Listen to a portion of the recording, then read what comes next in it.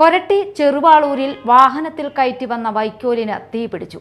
കൊരട്ടി പുളിക്കക്കടവ് റോഡിൽ ചെറുവാളൂർ മൃഗാശുപത്രി ജംഗ്ഷനിൽ ഇന്ന് രാവിലെയാണ് സംഭവം. ചെറുവാളൂർ പാടശേഖരത്തിൽ നിന്നും വൈക്കോലുമായി വന്ന ലോറി വൈദ്യുതി ലൈനിൽ തട്ടിയാണ് തീപിടുത്തമുണ്ടായത്. അഗ്നിശമന സേനയെത്തി തീയണച്ചു.